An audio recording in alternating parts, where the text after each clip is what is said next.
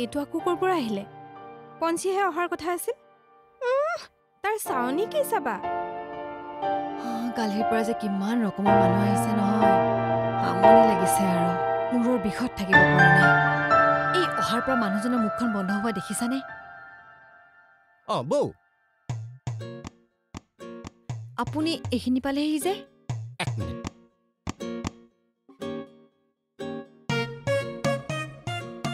শুনিব দেই আমাৰ ঘৰত মানে 3টা ল'ৰা ছোৱালী মই ডাঙৰ মই প্ৰায় ক্লাছ 6ত থাকোঁতে মা ঢুকাল মই আৰু এই সৰু সৰু ভাইটি দুটা কথাটো ক'বই নালাগে দেউতাৰ আকৌ তেতিয়া ভৰ জোৰ বংশ কুটুম এইবিলাকে মানে দেউতাক প্ৰেছাৰাইজ কৰি আছে যে দ্বিতীয় বিবাহ কৰাব লাগে দেউতাই প্ৰথমতে আকৌ হেৰি তই বহি ললিচোন মাজত মাত মাতি দিলে অকণমান দিগদাৰ পাওঁ হে লিংকটো হেৰাই যায় ন কাহিনীটো ক'ত আছিলোঁ বৌ দেউতা প্ৰথমতে মান্তি হোৱা নাছিলে কিন্তু দেউতাই সিদ্ধান্ত ল'লে যে বাকচত থকা পাটৰ চোলাটো আকৌ পিন্ধিম বুলি পাঞ্জাবী চোলাটো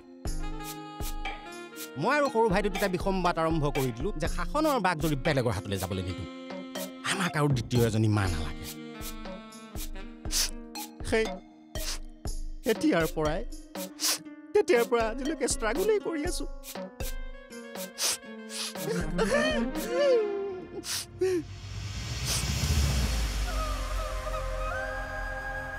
যিহেতু সাক্ষাতে জগতৰে গুৰু আপুনি ভৈলা প্ৰৱেশ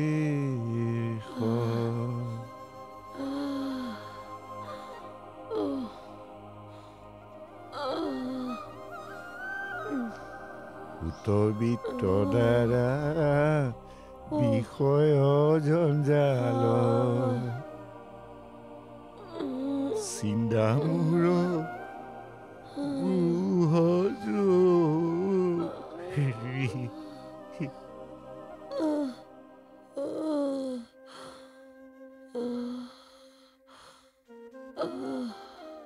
মোৰ ঘৰত এনেকুৱা এটা পৰিস্থিতি আৰু তই নাই শুনিব লাগিব কিন্তু শুনিব লাগিব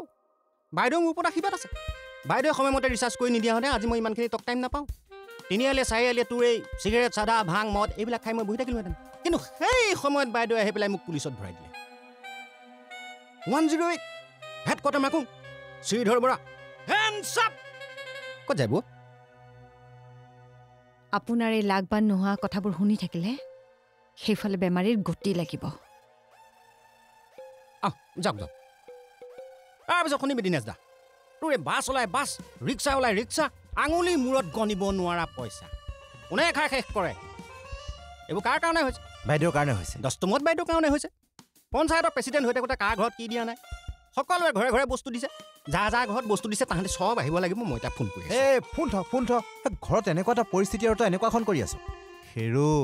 দেউতাই এনেই হাঁহি মাতি তেনেকৈ আছে ভিতৰত কি চলি আছে মইহে জানো আৰু বৌয়ে তোক বেয়া পাইছে নহয় বৌয়ে বেয়া পাইছে কোন আহিছে ন ইমান চিঞৰি চিঞৰি কথা কৈ আছে যে ময়ো ভালকৈ চিনি পোৱা নাই গাঁৱৰে কোনোবা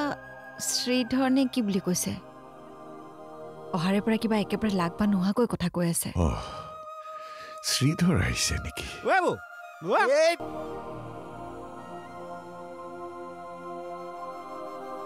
শুনা সৰ্বজন কেদিন জীৱন তথাপি নুগুণামনে হেন জানি কৃষ্ণ চৰণে শৰণ লৈও অকপটম এতিয়াৰে পৰা সম্পূৰ্ণ খণ্ড উপভোগ কৰক কেবল টিভিত ৰং চেনেলত।